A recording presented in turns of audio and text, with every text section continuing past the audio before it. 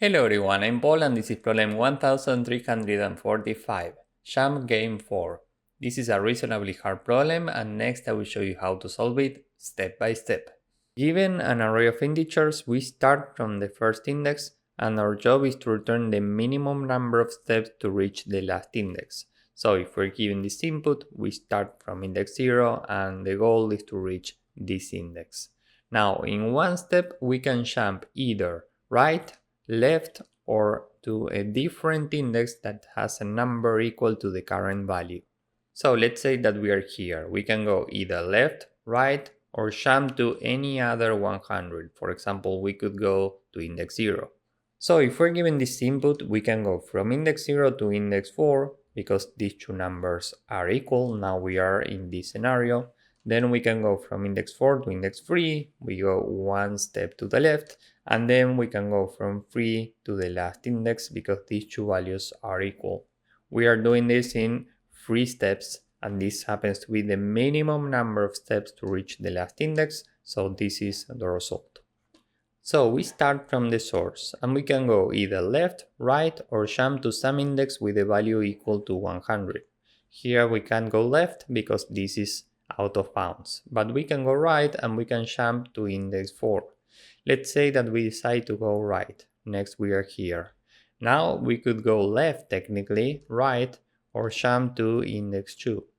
Now it doesn't make sense to go back left because now we are running into a cycle and we are looking for the minimum number of jumps to reach the last index. So we don't go left, but we can go right or jump to index 2. If we go right, well, next we are here. And if we jump to the rest of the minus 23s, we are also here. And we can continue this tree until we reach the last index. Now, there are different ways to reach this index from the source. For example, one is we could move 9 steps to the right and reach this index, but we are looking for the minimum number of steps. So we should go from 0 to 4, then to 3, then to 9. That's how we get 3 steps. This means that here we should look for the shortest path between the source and the last index. So the next question here is, how do we find the shortest path in an unweighted graph? Well, we can use BFS. And remember how BFS works. We start from the source and we can go either left or right, as long as we are in bounds, of course, and we can do the corresponding jump. Once we have iterated this node, we can continue with the next level. This is level 0, this is level 1. Now we have to go through these 3 nodes. We start here and we have 3 choices. We can go either left, right, or do the corresponding jump. Here we have 3 choices and here we have 3 choices. Once we have iterated these 3 nodes, we can continue with the next level. This would be level 2. And we can repeat the same process until we reach the last index. Once we reach index 9, we know that we have the shortest path from the source to the last index. So the result here is given by the corresponding level in which we find this index. In this case, that would be level 3. Now let's say that these 3 numbers are 100. We start from index 0 and we can go either to index 1 or to any of these 3 indices. Now the question is, how can we iterate these indices efficiently? Because next, when we are here, for example, we don't want to go through these 3 indices again. We don't want to repeat work.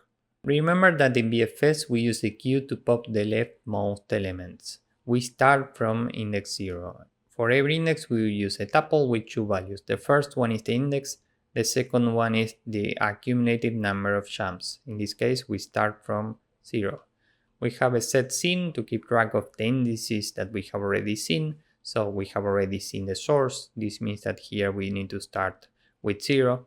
And we will have a map equal to keep track of the indices with unique values. For example, here we have number 100 at indices 0, 4, 5, 6, and 7. Remember that in queues we pop the leftmost element. So first we pop this tuple, which means that we are standing at index 0. From here we can't go left because this is out of bounds, but we can go right. Why? Well, because we don't have index 1 in scene. So we add it, and we need to add the corresponding tuple with the new index and the current number of jumps plus the current jump. 0 plus 1 is 1. Now from this index we can also go to indices 4, 5, 6 and 7 because every value here is 100. Why? Well, because here in equal at 100 we have this array. So we should add these as tuples and values in scene. So now we have already iterated level 0 and we are about to move to the next level. But we have a problem here.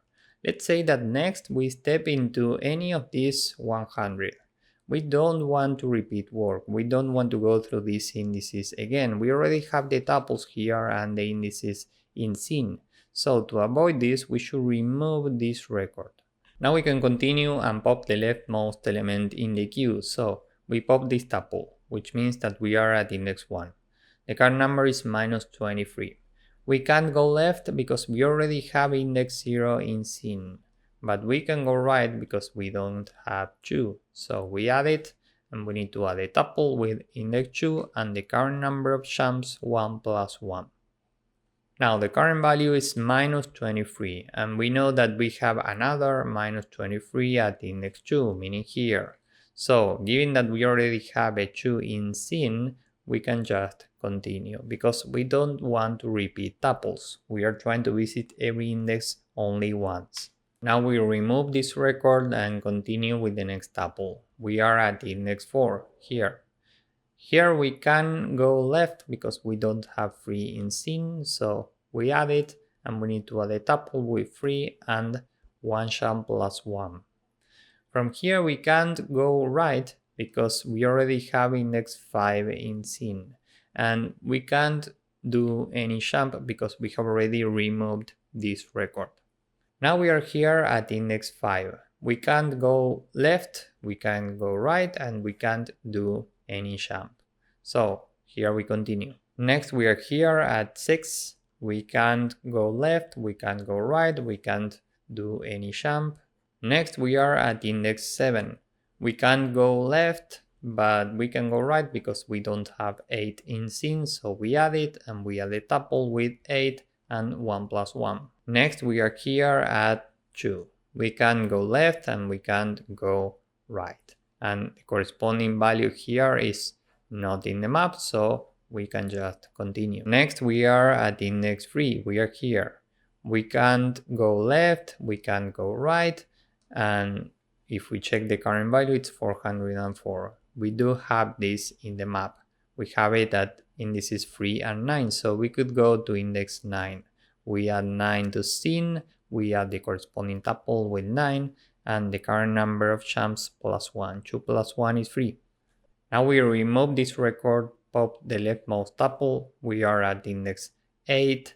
We can't go left, here we can't go 9, and the corresponding value is 3. We only have index 8 here, so we can just remove this record and continue with the final tuple. Given that this is the last index, we can return the current number of accumulated steps right away. This is the result. And by doing this, we are solving the problem in big O of n, time and space complexity.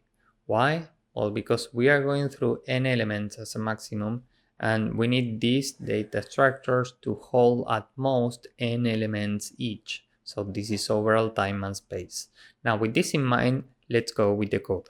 First, n is the length of the array, and we need a map. This is a default dictionary with a default value of an empty array. And now we can fill this map, so for I in range n equal at the current value array I dot append the current index. Now we can build the queue. In Python we use a deck because we want to pop elements from left, and queue.append a tuple with 0, 0. Just to be clear, remember that every tuple has index and accumulated number of steps. Scene is an empty set and we need to add the source, index 0. Now we can start with the BFS, so while we have something in the queue, we go level by level. So we can have a new queue, which is an empty deck, and after we iterate the current level, we can say that q is equal to new q. Now here in between, we have to go through every element in the current level. So for every index and step in q, we check if I is equal to n minus 1, we are standing at the destination, so we can just return the number of steps. Else, we can say for new I in left and right, meaning I minus 1 and I plus 1, first we check that we are in bounds. So if new I is more than 0, or new I is greater or equal to n, or we have already seen new I, we can just continue. Else, we add to scene the new index, and we need to add the corresponding tuple into the queue. So new queue dot append a tuple with new index and the number of steps plus 1. Now, what if we are trying to jump to an index with a value equal to the current value? We can say for new index in, and for this we have the map equal at the current value. Every time we check if new I in scene, continue. Else scene.add the new index and new queue.append, and here we add a tuple with the new index and the number of steps plus 1. Now after we end this for loop, we need to remove the corresponding record so we don't repeat work. So here we can delete equal array I, okay? And that's it. We don't have to return anything down here because at some point we will reach the last index and we just return the corresponding number of steps. So this is the entire code. Let's submit this and see if it works. As you can see, this works and it's very efficient. So if you found this useful, please drop a like, subscribe, and see you in the next one. Bye bye.